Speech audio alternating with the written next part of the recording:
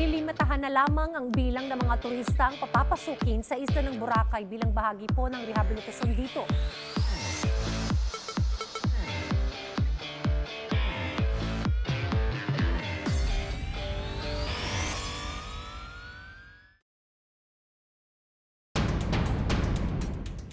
Good day and welcome to Pros and Cons, where we ask the hard questions and you decide which side of the truth you would choose to believe. The government has announced that Boracay is having its soft opening on October 26, 6 months after President Rodrigo Duterte referred to Boracay as a cesspool. Local and national agencies have fast-tracked the cleaning of the island's waters, the clearing of trash, and the rehabilitation of tourist establishments, roads, and other infrastructure. But the cleanup comes at a cost. The island will accommodate a limited number of tourists and certain activities will be restricted or banned. Meanwhile, some tourism stakeholders believe Boracay is not yet fully rehabilitated, which means they cannot accept bookings so soon. Today in Pros and Cons, we raise the question: has the government succeeded in rehabilitating Boracay? How much has Boracay changed these past 6 months? Is Boracay back in business? I'm Joel C. Egco, your moderator.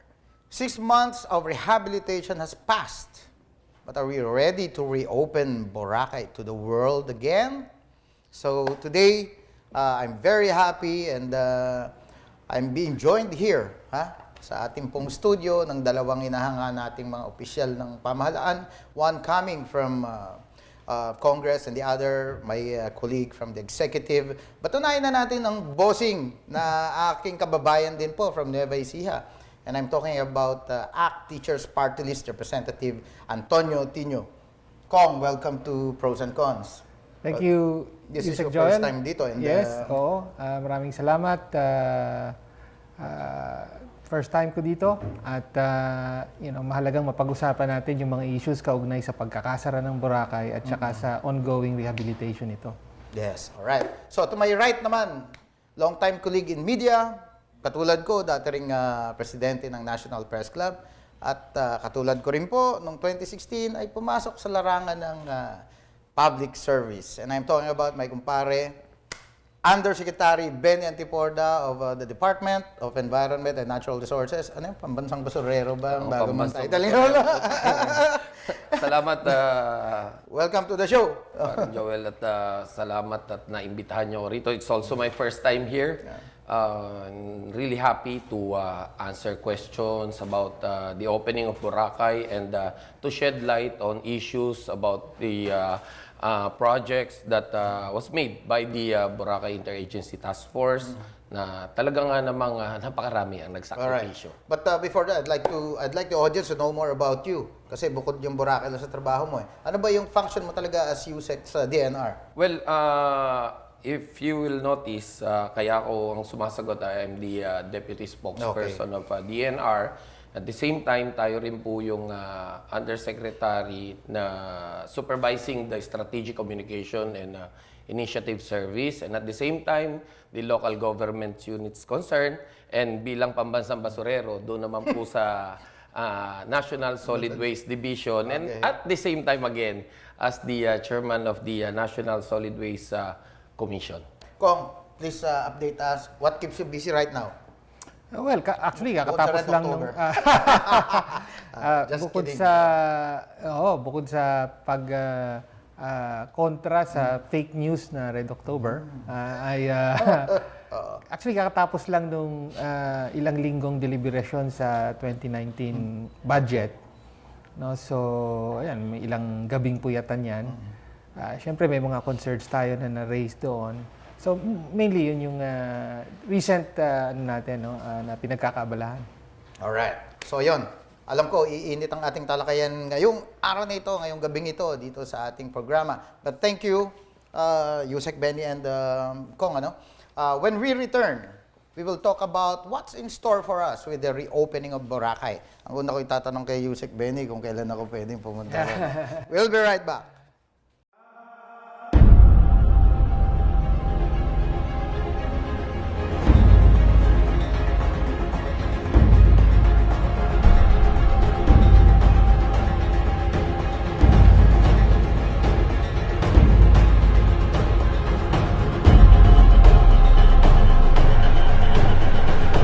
I assure you, ladies and gentlemen, that we shall not relent in our efforts until we have turned around the condition of Boracay. We will save Boracay.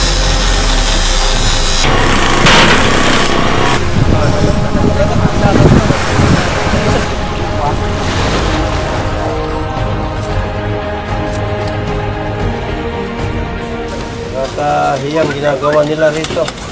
Kala natin nasa front beach pa naman sila.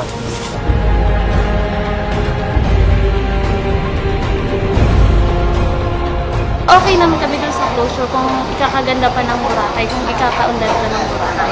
I'm in favor of rehabilitating the island. I think right now there are a lot of tourists for a small island. I think maybe limiting the number of tourists in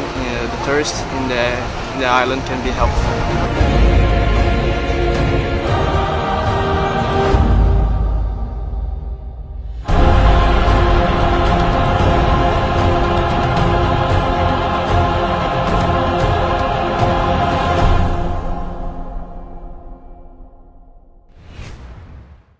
We're back on pros and cons. Simulan na natin. Yung unang tanong, ano ba yung unang tanong, hanging question ko, kung kailan ako pwedeng mag-swimming sa Boracay. Yusek, Benny, kailan nga ba pwede? Well, meron na tayong dry run na gagawin. Dry swim. Dry swim. Dry swim.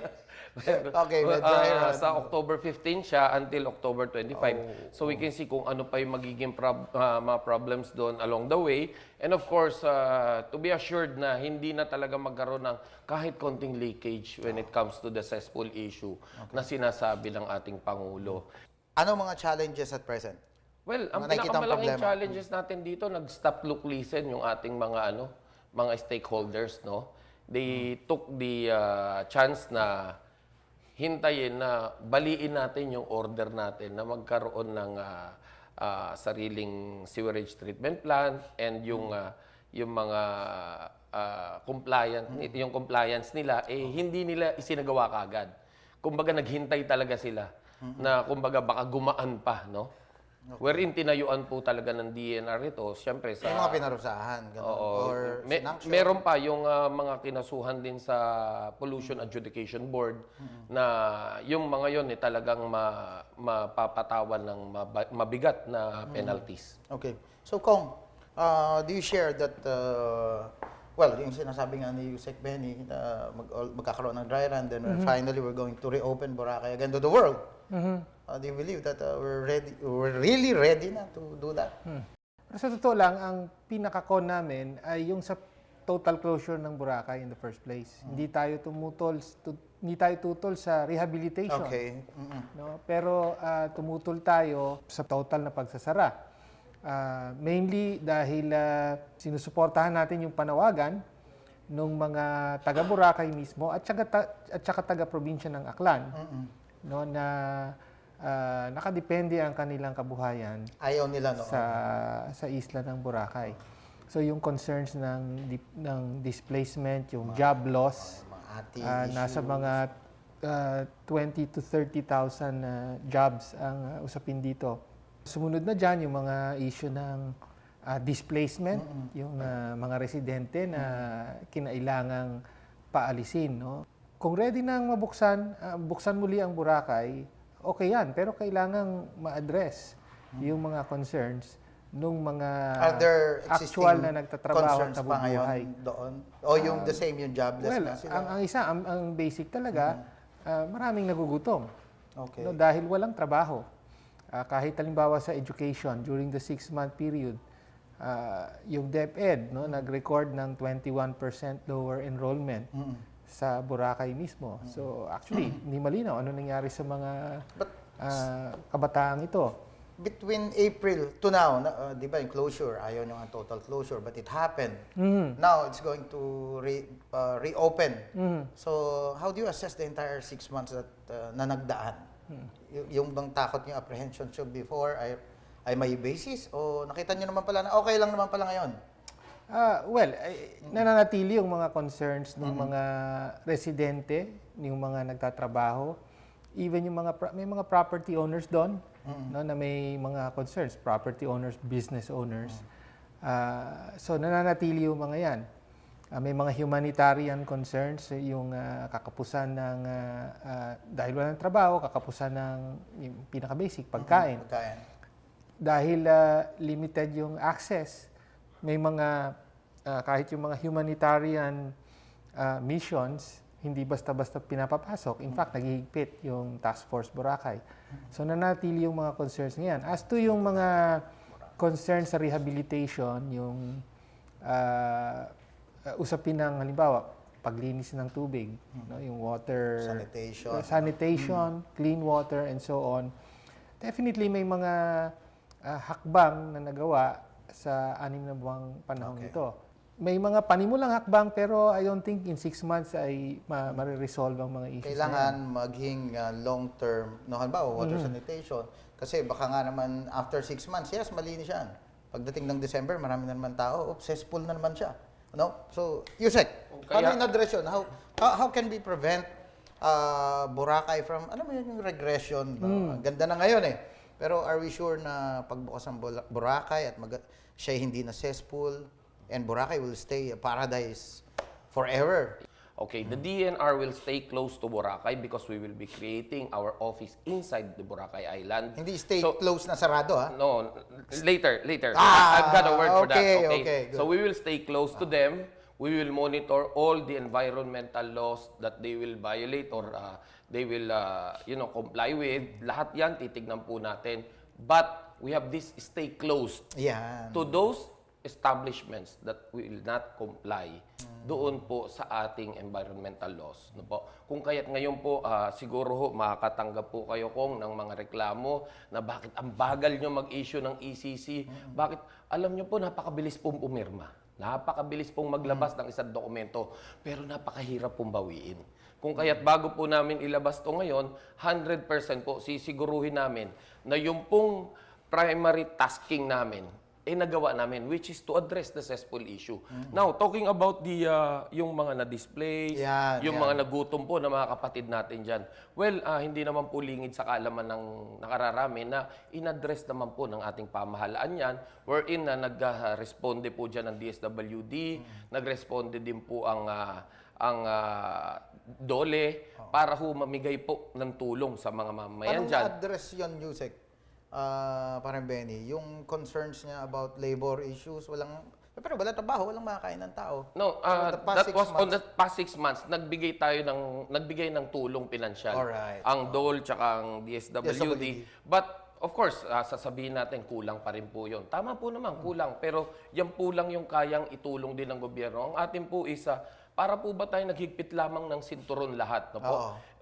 Isa po sa pinakamalaking natamaan dito is ang gobyerno itself, no po. Dahil doon nyo rin kukunin yung pondo na itutulong din po sa tao. But this is for life. Kumbaga, kung pababayaan pa po natin siya at hindi po natin siya isasara, no po, malaki pong posibilidad na along the way, habang ginagawa mo siya, hindi mo siya isara, may madisgrasya.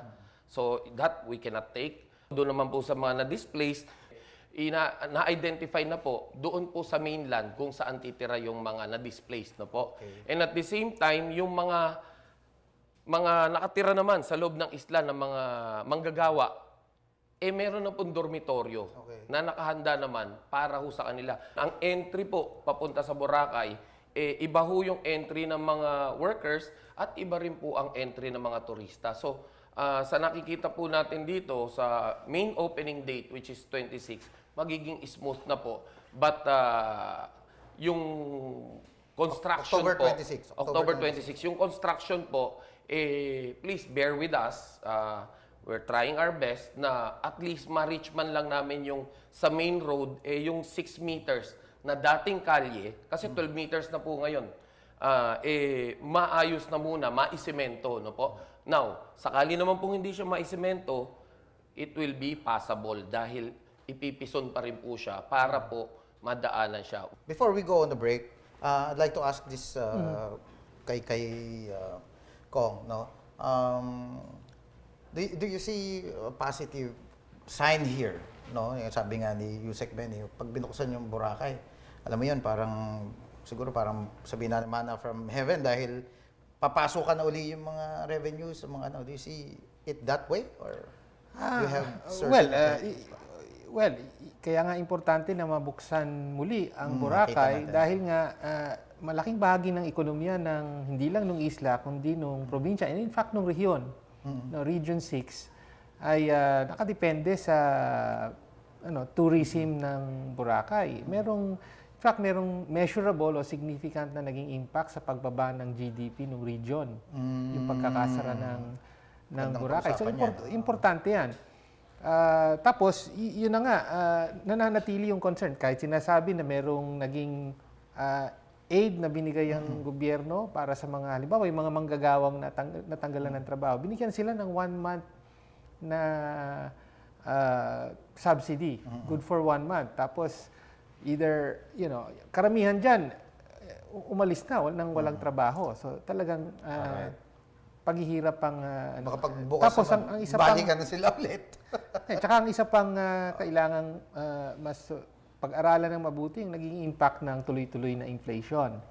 Yung pagtaas ng presyo ng bigas, ng pagkain. Doon sa mga taong Lalo na sa isla. Alright. Anyway, Kong, babalikan kita. Let's have a short break, no? When we return, we'll check out what our social media followers have to say about today's issue on Boracay. So don't go away.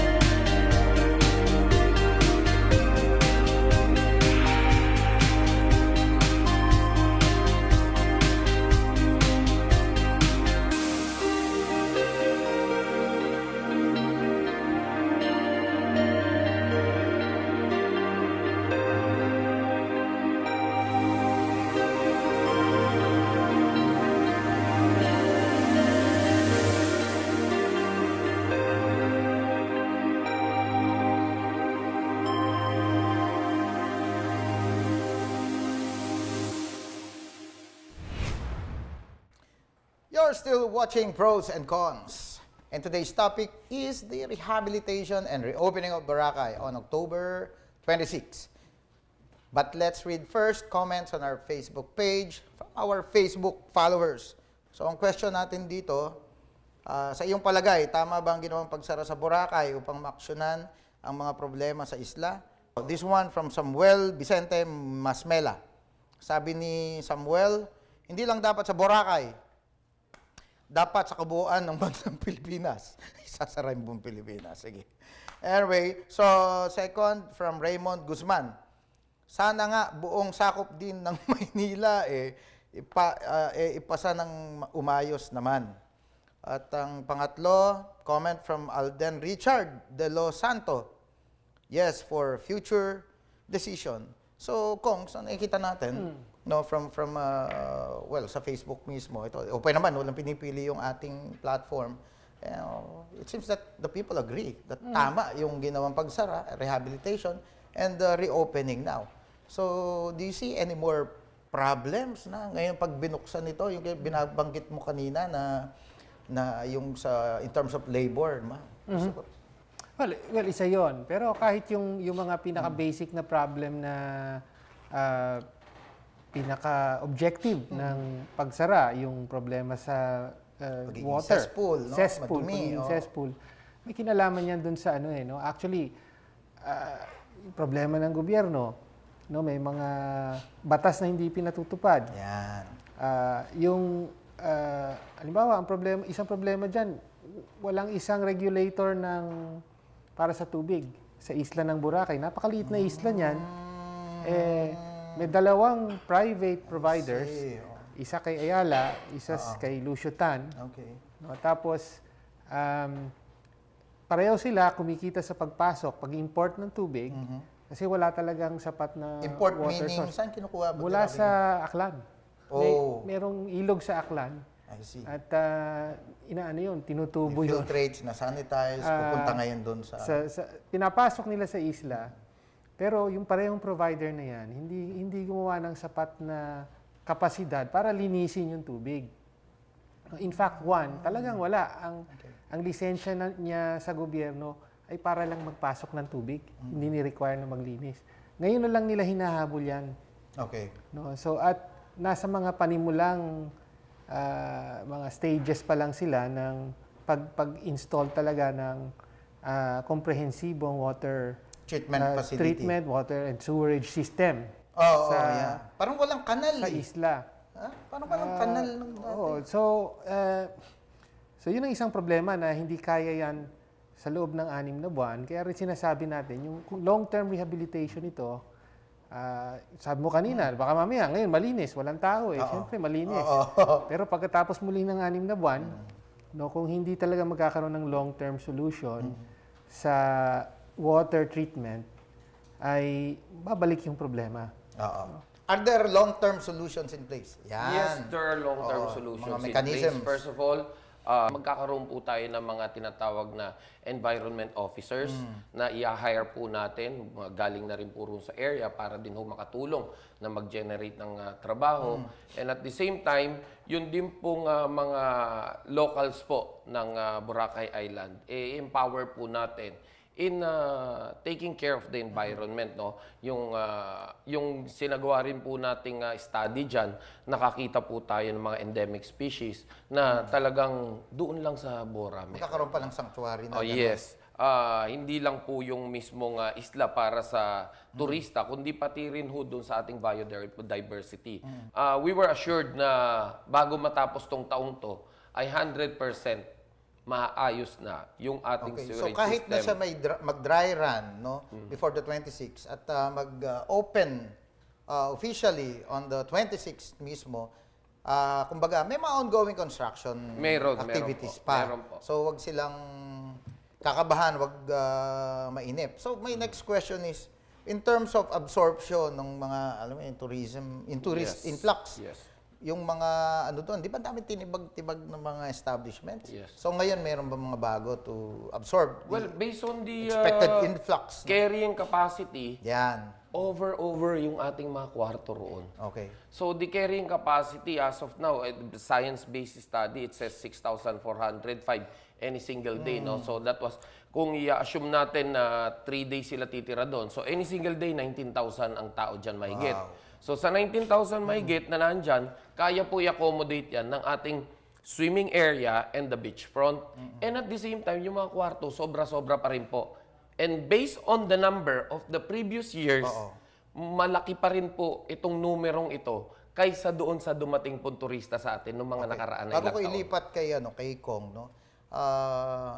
wala bang prohibitions ngayon? Sa pagliligo, halimbawa, para walang cesspool, para hindi dumumig na maligo dyan. Wala namang gano'n na... Wala po tayong gano'ng back to prohibitions. normal... Back to normal po lahat. Wow, okay. Basta mas malinis lang. Opo, but ang hindi lang po normal yun, tigil na po yung party-party.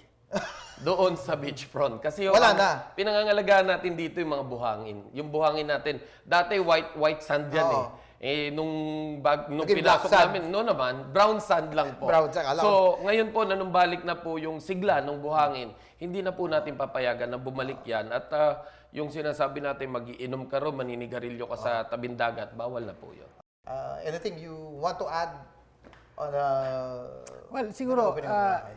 yun, nagkaroon na-highlight yung problema ng pagiging cesspool ng Boracay.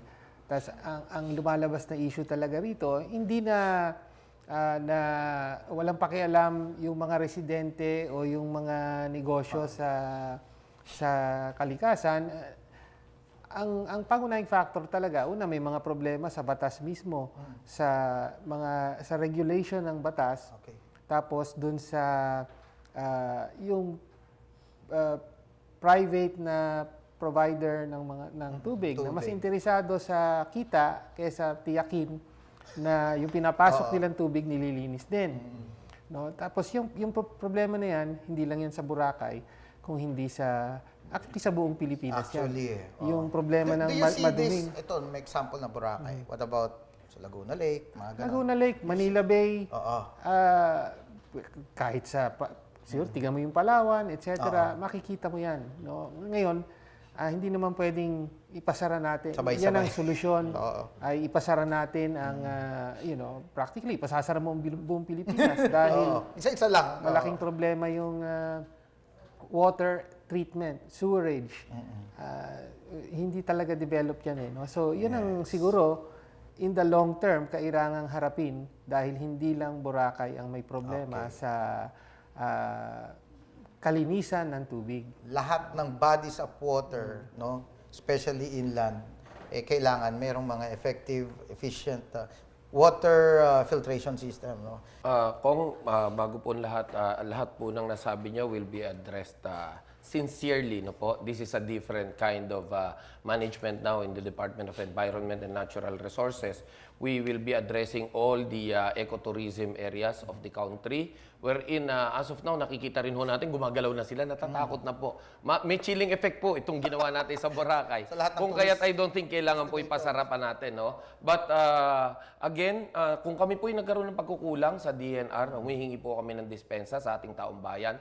But doon naman po sa aming mga natulungan, sana naman po wag rin kayo mangiming pasalamatan yung mga tao pong nagsakripisyo para sa isla ng Boracay. All right, very good. Very well said. Kong, for your final statement po, address our kababayans. Well, naintindihan natin na malawak ang suporta ng marami para sa pagsasara ng Boracay. Pero kami po ay nagbibigay tinig dun sa mga naging direktang naapektuhan sa pagsara. Ito yung libo-libo, no, na nawala ng trabaho at na-displace, nawala ng tirahan, nawala ng kabuhayan. Ngayon na naghihirap dahil sa, kuruin nyo, 6 na buwan na nakasara yan. At hindi sapat ang naging tulong na ibinigay ng gobyerno rito. At kahit magbubukas ng muli, walang katiyakan na mabibigyan muli sila o makakabalik muli sila at makakapagtrabaho. Kailangan pakinggan po natin sila ni hindi sila nabibigyan kadalasan ng pagkakataon para marinig. No? So may mga hinaing sila. Ito ang kailangan pagtuunan ng pansin ng gobyerno. Thank you very much for those beautiful and kind words, Kong. So, there you have it, folks. Straight from the shoulder and right on the money. Thank you, DNR Undersecretary Benny Antiporda, my kumpare, and Party List Representative Antonio Tino, my kababayan. We appreciate your being here on the show. Tune in again next week as we discuss the latest issues out there. For your comments, suggestions, and questions, visit our Facebook page and the PNA website. You may be for or against. You may agree or disagree. In the end, we are all Filipinos working towards the same goals. Will you choose what's right? Or will you stay on your side of the truth? Once again, this is Undersecretary Joel C. Egco. Thank you and see you on the next episode of Pros and Cons.